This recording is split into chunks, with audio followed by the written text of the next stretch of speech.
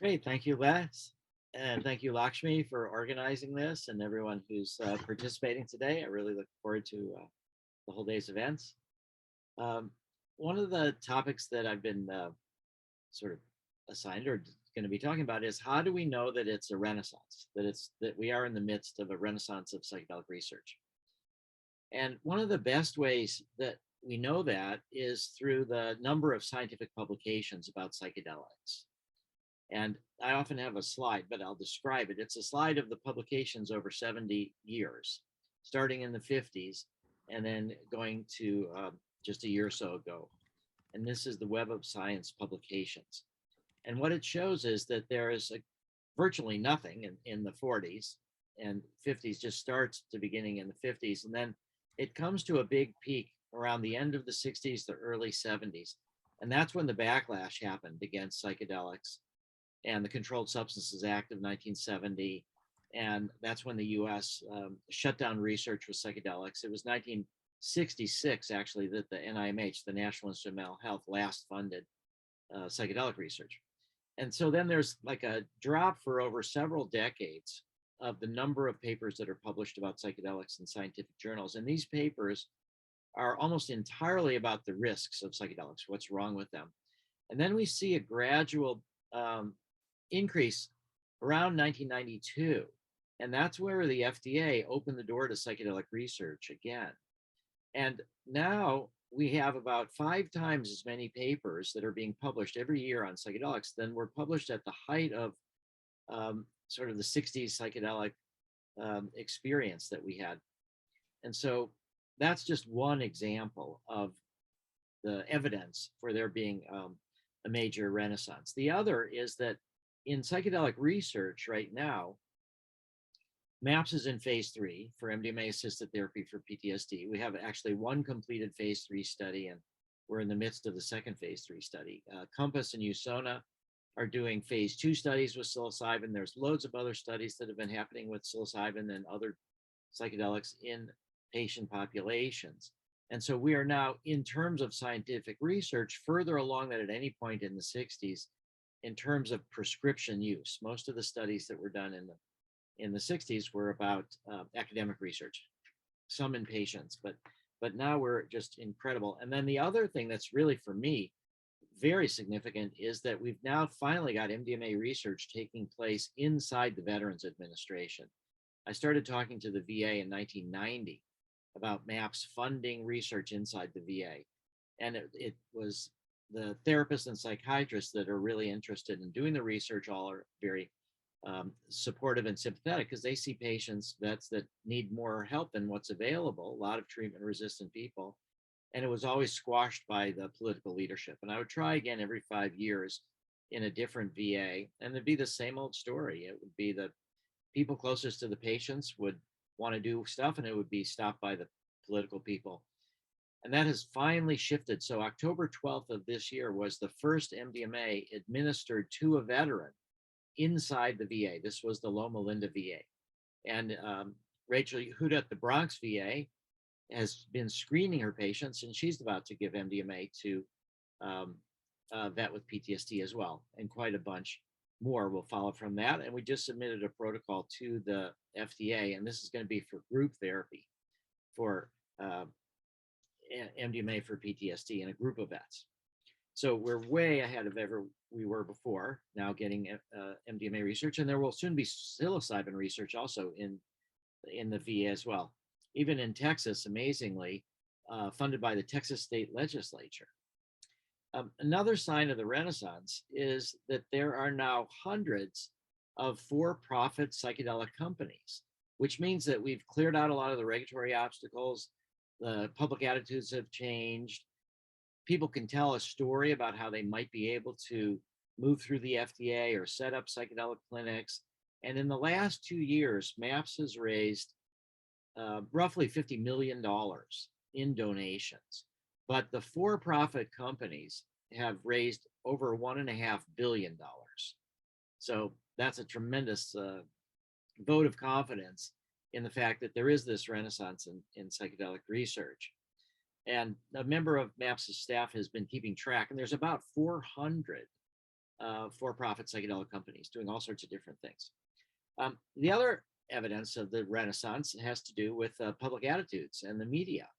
So just in the last week or two, the Today Show did a tremendous story on MDMA for PTSD. CBS Sunday Morning News did another tremendous story on MDMA for PTSD. The New York Times just had a story about how veterans were incredibly effective advocates for psychedelic research. This was front page of the science section last Tuesday. And overall, there's just been such tremendous media, very positive, very promising over the last decade or so. So we're not filled with terror stories. If somebody takes psychedelics and has bad outcomes, it's the opposite. It's that so much hope and promise. And so that's what we're seeing a lot in the media. Another sign of psychedelic research is all of these psychedelic research centers that are being set up at universities, including at Harvard. So we can say we are now at the place where the ghost of Timothy Leary has been buried, for sure, where Harvard has set up a center for the study of the neuroscience of psychedelics. It's just a tremendous sign that that has really happened. And also, one of the most stigmatized drugs, LSD, we managed to finally get LSD research started after around 30 years. And now at Hopkins, which is really well known for all of their work with psilocybin, they're going to be doing with Matt Johnson a study of LSD for pain. In the background, also a sign of the Renaissance, is this incredible drug policy reform that we're seeing all over the country. And part of that, of course, is medical marijuana leading to legalization of marijuana. But now we have Denver making mushrooms the lowest enforcement priority, and then Oakland, and then Ann Arbor, and Cambridge, and Somerville, and Detroit, and Seattle. It's moving on and on and on. And sort of one of the extremes of that is the Oregon Psilocybin Initiative, which is really setting up a state legal system for training guides, certifying guides, and providing therapy, not just to patients, but to people for personal growth and for spiritual purposes and other things. And the other big factor is the ketamine clinics. So because S-ketamine has been approved for treatment-resistant depression, and a lot of people therapists are providing generic ketamine, which is way cheaper and arguably even better than S-ketamine.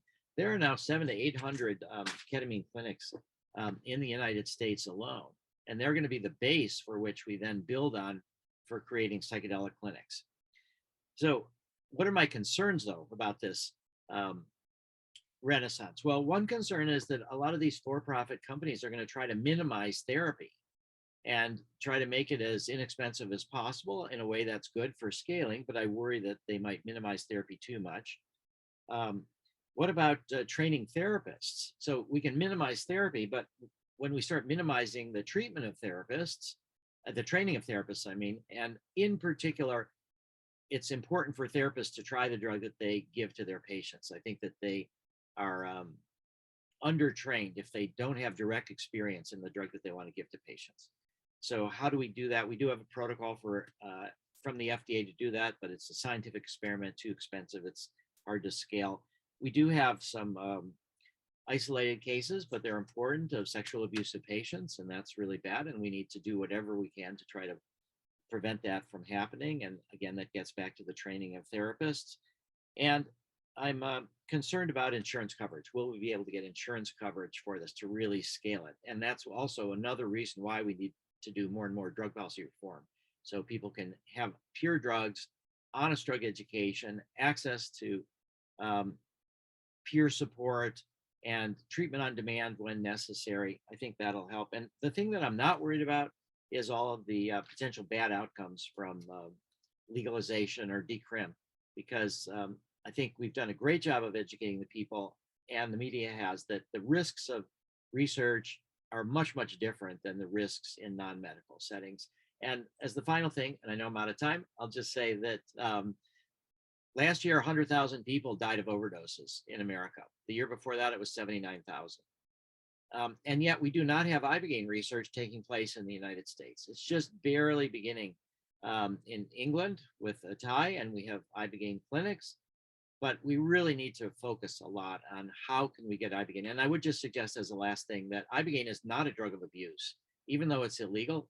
it would be the best example of combining our efforts to try to get ibogaine completely descheduled and legally available in the United States. It is definitely not a drug of abuse, and it can be used to deal with this incredible overdose death problem that we have. So I'm very hopeful the way things are going, and I think this educational event today and others like it will really be helpful for us to bring this psychedelic renaissance fully to fruit, with eventually thousands and thousands of psychedelic clinics all throughout America.